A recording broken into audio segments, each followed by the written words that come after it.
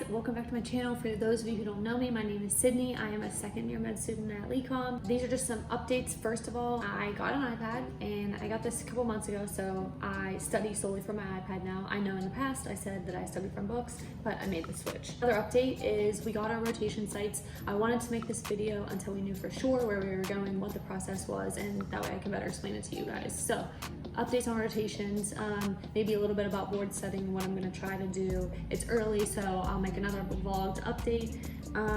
But yeah, sorry it's been so long. It's been kind of crazy with the holidays, and like I said, I wanted to wait until rotations were set in stone so that I could talk about it. So first things first, like I said, I got an iPad. I have changed my study method since the last time I talked to you guys. Again, what works for me isn't going to work for everybody else. I just kind of took bits and pieces from what other people did. So I'm just going to make this quick because I've had a lot of questions about how do I study for PBL. So the best I did on an exam was when I changed my study method last semester, and I will tell you guys what I did. So I found a video for any video that corresponded with a chapter that we assigned, whether it was whatever subject, biochem, pathology, pharmacology. Found a video. Someone in my class was nice enough to make a list of any videos that correspond with chapters. So thank you to them. But before that, I would just go through my hard drive that somebody gave me from another class, or I would look them up on my own. So between Boards and Beyond, Pathoma, and Sketchy, I would go and find my topic that I wanted. If it was NSAIDs, I would go looking through the pharmacology and sketchies for NSAIDs. I would watch the video, take notes on the video, be super attentive during the video, read my chapter, and then I would open my Anki cards for that. For those of you who don't know Anki, I can do a separate video on Anki, how I use it. I've set up a ton of first year's Ankis for them, and I'm like, do this your first year. Do not wait. I wish I wouldn't have waited. It is such a useful tool for memory. And honestly, I've retained so much and it's stuck since using Anki. So videos, read, Anki. I would try to do my Anki cards, my new ones, for that day. Say I watched a video on primary immune disorders and Pathoma. Say I watched that video. I would go to my Anki deck, and there's a master deck. I would open my card specifically for that video because somebody organized an Anki master deck. Anki is a flashcard app, but I won't get into that. And I would find the video, and then I would open those 53 cards or 23 cards from the video, and I would do them that night. The next day, I would do my review cards. So if I just did 23 the night before, I may have 10 to 12. Anki allows you to send it to see it again the next day or to see it again in 4 days on your first pass. So I would maybe have 10, 15 review cards the next day. Wake up, do those cards. Again, the same pattern. Find a video, read, do cards. If there wasn't cards or a video, I would read more thoroughly, take notes, but I always read the textbooks. I do not rely solely on videos or flashcards. I just wanted to show you guys, you can have like an open note sheet. So I actually do suggest the iPad over the textbooks because everything is in my iPad and I don't have to carry around textbooks, and it just makes everything easier to be on one device. Like I have my Anki on here, my UWorld questions on here, all my textbooks, and just like regular notes that you would take on, you know, scratch paper, because I'm somebody who writes up my notes. So this is just a blank sheet. I have all my textbooks organized in this app. It's called Notability. You pay for it, it's like $4.99 or something. And you can also like write in your textbooks. So they're the same exact textbooks. So this is what I take to PBL now. So what we did was, I will show you, my class made this list. So we all put our names in.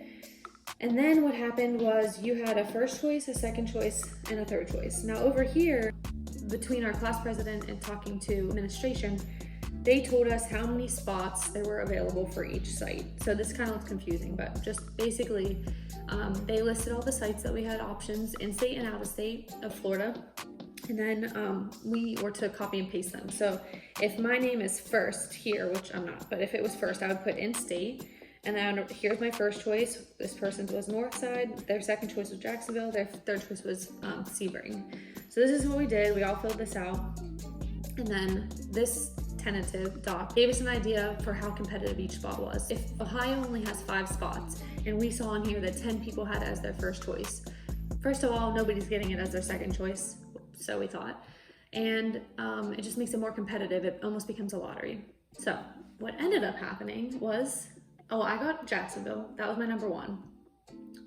But Jacksonville is a big rotation spot for us. We ended up taking 48 people, so it's huge, and I just knew, like, you know, I really wanted to stay in St. Petersburg because I love the area, but at the time it was super competitive, and they wanted people who graduated in state, were gonna stay in state for their residency, yada, yada, yada. So I was like, okay, no St. Pete hospitals, but to St. Pete General and Northside Hospital.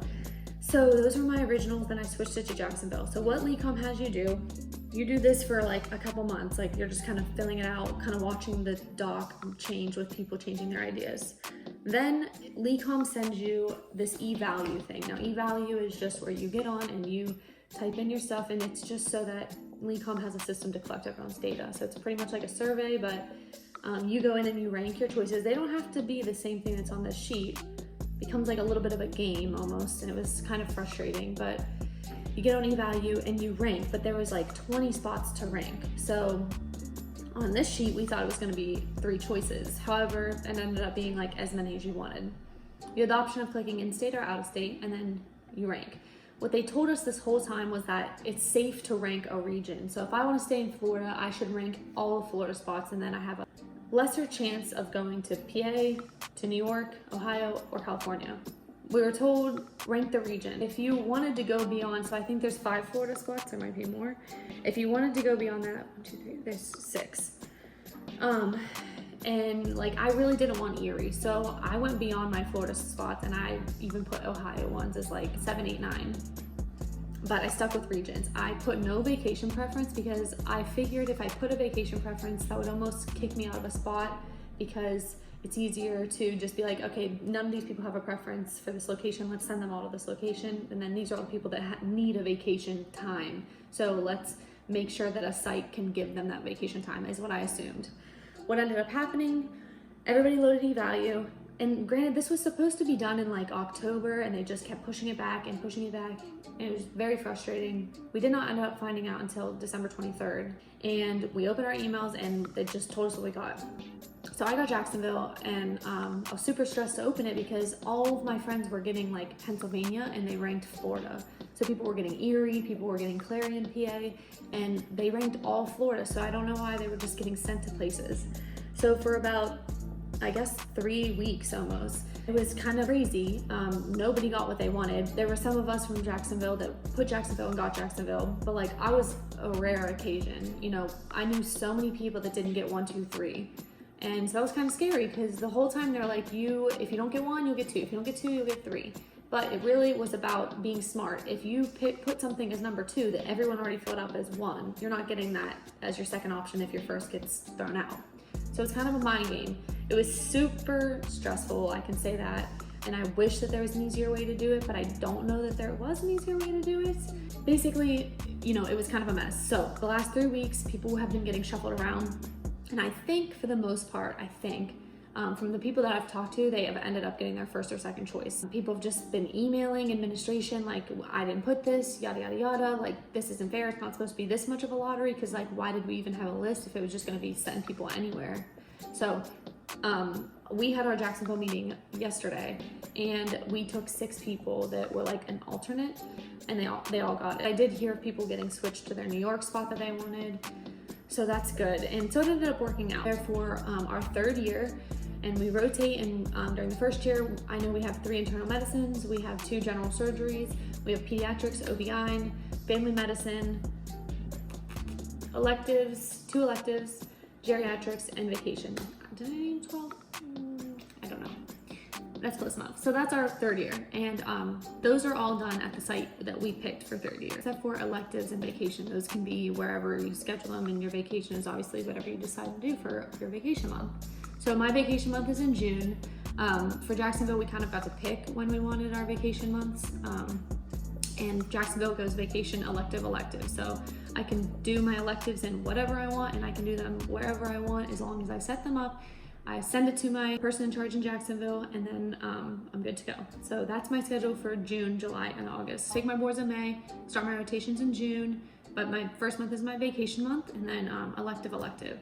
So that's a little bit about Jacksonville and rotations. And then 4th year, for our emergency medicine, internal medicine again, and we may have something else that's mandatory 4th year, we're still at that site, And then the rest of fourth year is for audition rotations, for interviews, for electives, and then your other vacation months. And then just to touch on boards, so I just set up my schedule through Cram Fighter.